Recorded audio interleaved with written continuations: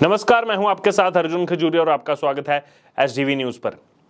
भारतीय कुश्ती संघ यानी कि WFI wrestling federation of India के पूर्व अध्यक्ष बृजभूषण शरण सिंह के खिलाफ चल रहे आंदोलन के बीच रेसलर्स विनेश फोगाट, बजरंग पुनिया और साक्षी मलिक के रेलवे नौकरी ज्वाइन करने से किसान और खाप नेता नाराज हो गए हैं। जी हां, इस वक्त की बड़ी खबर, दोनों में दरार बढ़ती जा रही है। ये लोग कुरुक्षेत्र में महापंचायत करने वाले थे, तो यहां पर जो पहले से कहा जा रहा था कि जो ये पहलवानों का आंदोलन है इसको ओवरटेक कर लिया गया है इन किसान संगठनों की तरफ से, अब यहां पर खुलासा हो रहा है क्योंकि नाराज चल रहे हैं ये किसान संगठन। अब इन्होंने 9 जून को जंतर मंतर पर होने वाले प्रदर्शन को भी टाल दिया है। देखिए किस प्रकार से तकरार बढ़ती जा रही है। इन किसान नेताओं ने कुरुक्षेत्र की महापंचायत में ये अल्टीमेटम दिया था कि 9 जून तक बृजभूषण शरण सिंह की अगर गिरफ्तारी नहीं हुई तो ये जंतर मंतर पहलवानों का फिर से जंतर मंतर पर जाकर पहलवान फिर से प्रदर्शन करना शुरू कर देंगे और ये किसान संगठन करवाएंगे। पिछले दिनों दिल्ली पुलिस ने दरअसल रेसलर्स को जंतर मंतर से हटा दिया था। जिस दिन नई संसद का उद्घाटन था उस दिन वहां पर जो कानून तोड़ा गया उसके बाद जो है ये सब किया गया।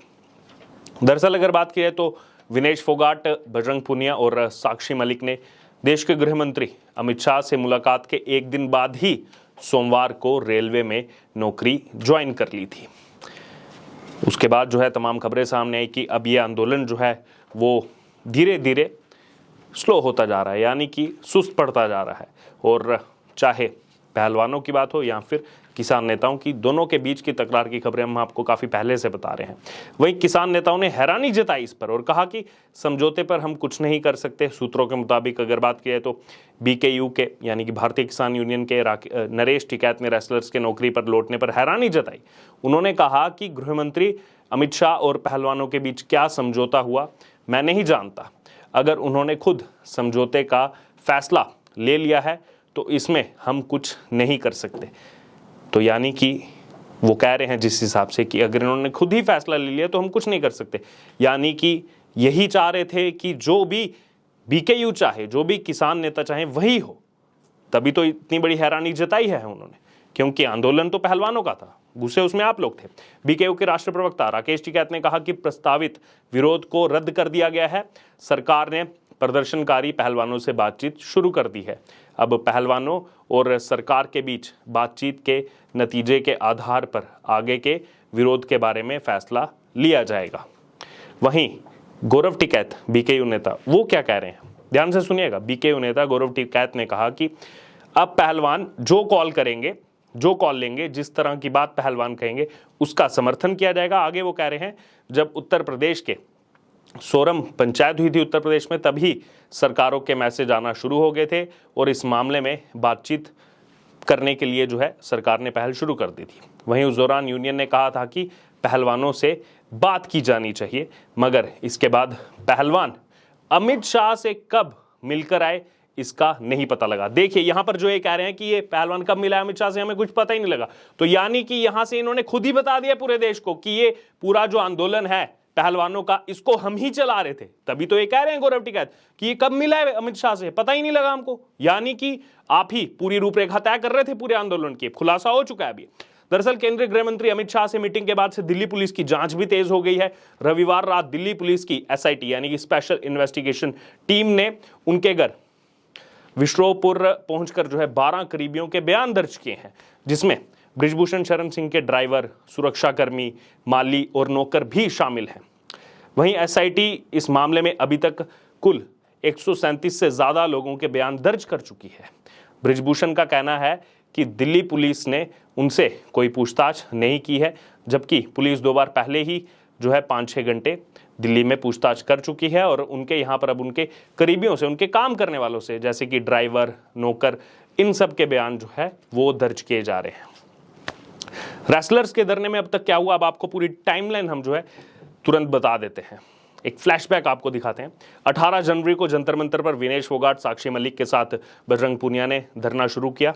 18 जनवरी को आरोप लगाया कि WFI के अध्यक्ष बृजभूषण शरण सिंह ने महिला पहलवानों का यौन शोषण किया। उसके बाद जो भी मांगे रखी गई, सरकार ने सारी मांगे इनकी मानी।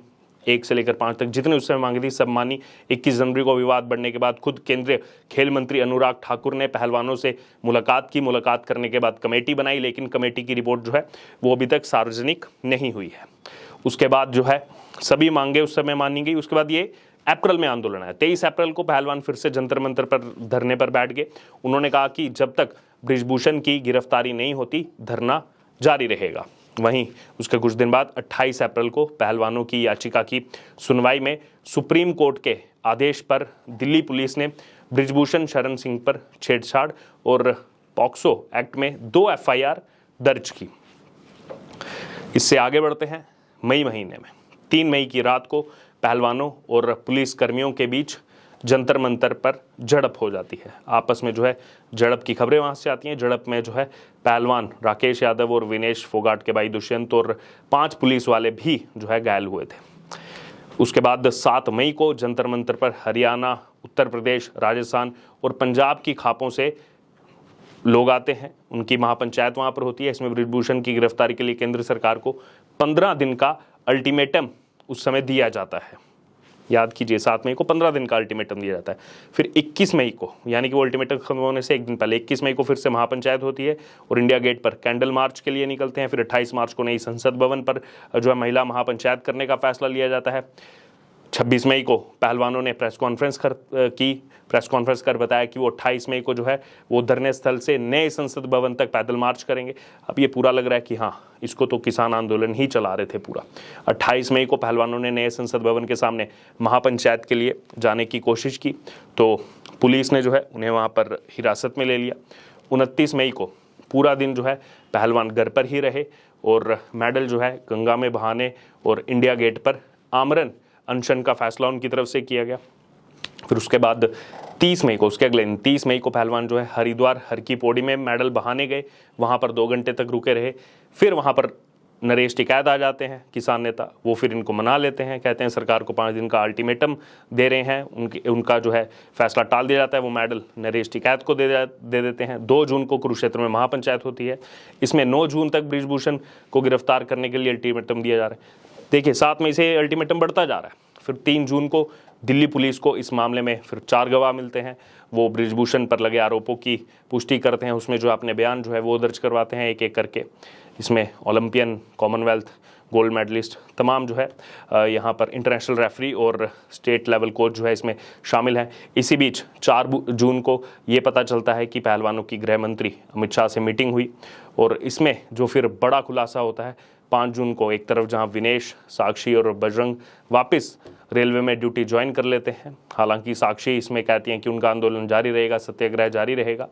वहीं दूसरी तरफ ये भी पता लगता है कि उसमें जो नाबालिग जिसने अपने बयान पहले दर्ज कराए थे, जो सूत्रों के हवाले से खबर आई, वो बयान उसने वापस ले लिया। यानी कि पॉक्सो एक्ट जो सबसे इसमें ज़्यादा बड़ा आरोप था, जिसमें गिरफ्तारी की बात लगातार जो आवाज़ उठ रही थी, यानी कि अगर वो बयान वापस लिया गया है तो ये पॉक्सो एक्ट हट जाएगा। और धीरे धीरे अब इस आंदोलन की सच्चाई सामने आ रही है। जैसे किसान नेता अब नाराज़ हैं, दोनों के बीच में दरार जो है वो बढ़ती जा रही है।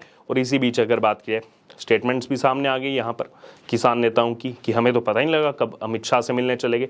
यानी कि आप चाहते थे कि सब चीज़ें आप ही से पूछ करो और अभी तक ऐसा ही चल रहा था, तभी इस प्रकार की स्टेटमेंट सामने आई। लेकिन आप लोगों की इस पर क्या राय है, आप ज़रूर हमारे साथ कमेंट बॉक्स में शेयर कर सकते हैं और इससे जुड़े तमाम अपडेट के लिए बने रहे हमारे साथ। धन्यवाद।